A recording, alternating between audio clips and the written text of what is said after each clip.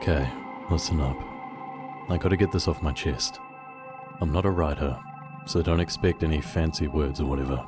I'm just a regular guy, and something happened last 4th of July that still keeps me up at night. So, I live in this small town in the middle of nowhere. It's one of those places where everyone knows everyone, and fireworks are the biggest event of the year. Last year, my buddy Dave insisted we go out to the old quarry to set off our own fireworks. It was a dumb idea, but hey, we were bored. And the quarry's got this eerie charm, you know? We loaded up Dave's truck with a cooler full of beers and a bunch of illegal fireworks. You know the type, the ones that could blow your hand off if you're not careful. We drove out there just as the sun was setting, and by the time we arrived, it was pitch black. We set up camp near the water. The quarry is this huge pit filled with murky water, surrounded by cliffs and dense woods. It's kind of creepy, even on a good day, but that night, it felt particularly sinister. We cracked open a few beers, and Dave started setting up the fireworks. Now, I gotta tell you about Dave. He's a big guy, thinks he's invincible, and loves taking risks. Me, not so much. I prefer to keep my limbs intact. Anyway, Dave was getting more and more reckless as the night went on. He lit up a Roman candle, and for a few minutes, we were just laughing and watching the colours explode over the water. It was beautiful, almost magical. Then we heard it, a rustling in the woods behind us. At first, I thought it was an animal, maybe a raccoon or something, but the noise got louder, like something big was moving through the trees. I told Dave to knock it off. The noise kept coming closer, and then we saw a flashlight beam cutting through the darkness. I was relieved for a second, thinking that it might be someone else from town. But as the light got closer, we saw it wasn't just one person. There were 3 of them, all dressed in dark clothing, faces obscured by bandanas. Now, I don't know about you, but when 3 masked guys show up in the middle of nowhere, it's never a good sign. I felt a knot tighten in my stomach. Dave, in his infinite wisdom, decided to confront them. He walked right up to them, beer in hand, like he was invincible. Hey, you guys here for the fireworks? He shouted, his voice slurring. One of the guys stepped forward and pointed something at Dave. It took me a second to realize it was a gun. My blood ran cold. This was no joke. I wanted to run, but my legs felt like they were glued to the ground. "Give us your keys," the guy with the gun said, his voice deep and frightening. Dave, being the idiot that he is, laughed and said, You gotta be kidding me. The guy didn't flinch. He just raised the gun higher. Now Dave's laughter died in his throat. He tossed his keys to the guy, who caught them with one hand. I could see Dave's bravado melting away, replaced with genuine fear. "Get on the ground," the guy ordered. We had no choice. We got down, face first in the dirt, and I could feel my heart pounding so loud I thought it might burst out of my chest. They went through our pockets, taking our wallets, phones, everything. I was sure they were going to kill us. You hear stories about stuff like this, and you never think it will happen to you, but there we were, at their mercy. But instead of shooting us, they tied our hands behind our backs with zip ties and started talking among themselves, like we weren't even there. Then, one of them said something that sent chills down my spine. "Leave them. We'll deal with them after." They walked off, taking our stuff and Dave's truck. We were left there, tied up and helpless. For what felt like hours, we lay there, not daring to move. Every sound in the woods made me jump, thinking they were coming back to finish us off. Eventually, we managed to wriggle free from the zip ties. I don't know how we did it, but adrenaline is a powerful thing. We stumbled through the dark, back to town, terrified that they would be waiting for us around every corner. When we finally made it back, we went straight to the police. They didn't seem too surprised, which made me think this wasn't the first time that something like this had happened. They took our statements and promised to investigate, but I never heard anything more about it. So yeah, that's my 4th of July story. It's not something I like to talk about, but maybe sharing it will help me sleep better at night. Just remember, Next time you're out in the middle of nowhere, be careful. You never know who or what might be out there.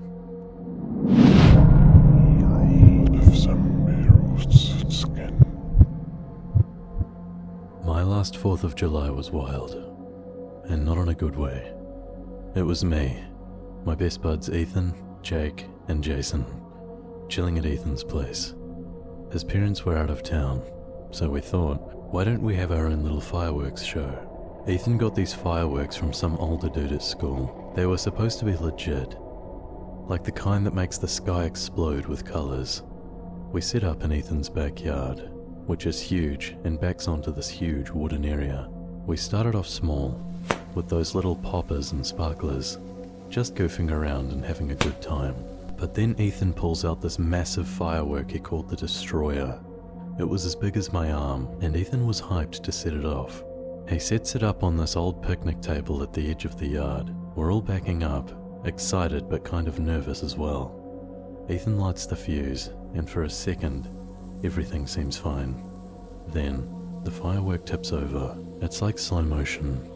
The thing's pointing right at us, and then boom, it explodes. I hit the ground, covering my ears.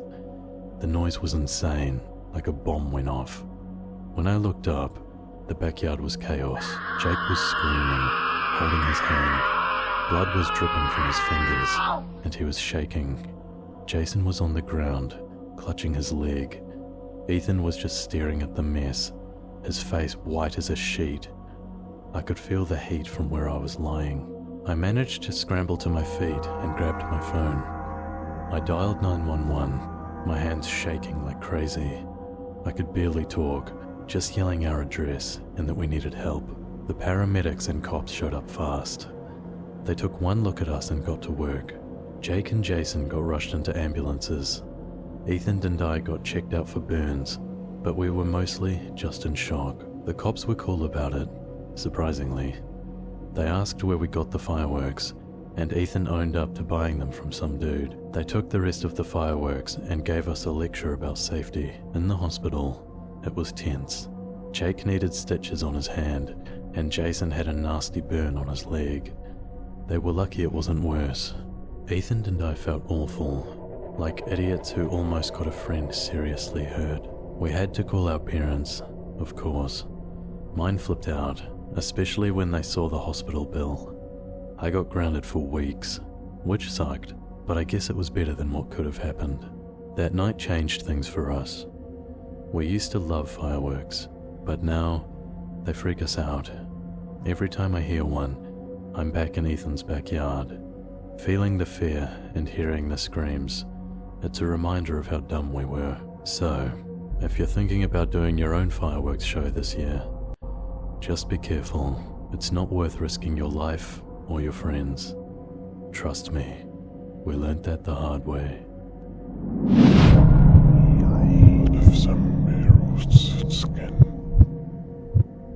It was July 4th, and I was more than happy to be spending it alone. Fireworks and parties have never really been my thing. I preferred the quiet, the simplicity. So when my friends invited me to a barbecue, I politely declined. I had my own plans, pizza and a Disney movie marathon. I had ordered from Tony's Pizzeria, my go-to spot for the best pepperoni pizza in town. After making the call, I curled up on my couch, wrapped in a soft blanket, and flipped through the Disney Plus catalog. Beauty and the Beast sounded like the best choice for the evening. Halfway through Belle's opening song, there was a knock at the door. I paused the movie, grabbed my wallet, and went to answer it. Through the peephole, I saw a man in a Tony's Pizzeria uniform holding my pizza. Relieved it had arrived so quickly, I opened the door. Hi, ma'am. Your large pepperoni pizza, the delivery guy said, handing me the box. He had a friendly enough smile, but something about his eyes made me uneasy. They were too intense, too focused on me. Thanks, I said, forcing a smile as I handed him a 20 and told him to keep the change. He lingered a moment too long before finally turning and walking back to his car. I shut the door, locked it, and took a deep breath. I was probably just being paranoid. Back on the couch, I tried to shake off the weird vibe and get back into my movie. The pizza was as delicious as ever, and soon enough, I was lost in the world of Belle and the Beast. But then, just as the Beast was starting to soften, I heard another knock at the door. I paused the movie again, my heart skipping a beat. It was unusual for anyone to visit me unannounced, especially on a holiday. I walked to the door and peered through the peephole. The same delivery guy stood there, fidgeting nervously. Did I forget something? I called through the door, not opening it this time. Yeah, I think I gave you the wrong order. Can I check the pizza? Seriously? I muttered to myself. I glanced at the pizza on the coffee table. It was exactly what I had ordered. Something felt off. No, it's fine. I got what I ordered, thanks. There was a pause, then a low chuckle. All right. Have a good night, ma'am. He left, and I watched through the peephole as he disappeared from view. My skin prickled with unease. Why would he come back if I clearly had the right pizza? I tried to relax, pushing the thoughts to the back of my mind. But it was hard to focus on the movie now. I decided to double check all the locks of the house. Front door, back door, windows, they were all secure.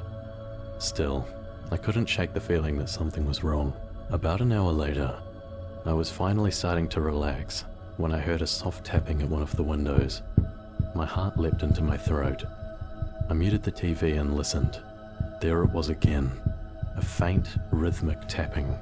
I crept to the window, moving the curtain just enough to peek outside. My blood ran cold. The delivery guy was standing there, staring into my house with a crazed look in his eyes.